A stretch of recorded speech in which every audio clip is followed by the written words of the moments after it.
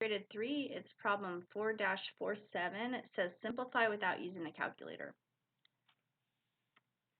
So this one, when you have when you have something raised to a negative power, you can flip it upside down, if that makes any sense. So this will end up being 1 over 25 to the half. So the negative power says take the reciprocal. And then this one down here, this is the root that you're going to take, like a square root or a cube root. And then this, so the denominator of your exponent gives you the root. And then this one here gives us the power that we're going to raise the root. We're going to raise it to once we take the root. I'll show you. So I'm going to go ahead, it's easier, instead of raising everything to the power first and then taking a root, I always take the root first, because when you take a root of something, it makes the number smaller. So since it's a 2, I'm going to take the square root. And then, so I'll show it like this. I'm going to take the square root. And then once I have that, I'm going to raise it to the first power. So basically, it'll just be itself. So when you have a square root like this, you can kind of do it, you can separate it like this.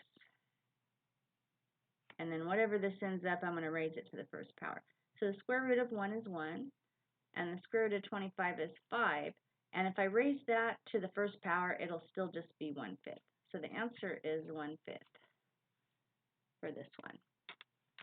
So this next one, again, this negative sign, we can get rid of this negative sign by taking a reciprocal of the base. So the first thing I'm going to do is flip this base upside down. It'll be 27 over 1, which is just 27 to the 1/3, like that. So that's how you get rid of that negative sign. And then this thing says take a root. And this thing says raise to a power. So I'm going to take, first I'm going to take the cube root because it's a 3. And then when I get that, I'm going to raise it to the first power, but that won't do anything to it. The cube root of 27, I think, is 3, because 3 times 3 is 9 times 3 is 27. So it's just 3. And 3 to the first power is 3. And then here's another one. This one is not raised to a negative power. So I'm just going to go straight to taking a root, and then I'm going to raise whatever I get to a power. So I'm going to take the square root of 9, and then once I have it, I'm going to raise it to the third power. Well, the square root of 9 is 3, so that's going to be 3 raised to the third power, and 3 raised to the third power is 3 times 3 times 3, 27. Okay, and then this last one, it's got a negative exponent, so I have to take the reciprocal of the base. 16 is the base. The reciprocal of the base is going to be 1 over 16. Raise that to the 3/4. This one gives me the root. This gives me the power.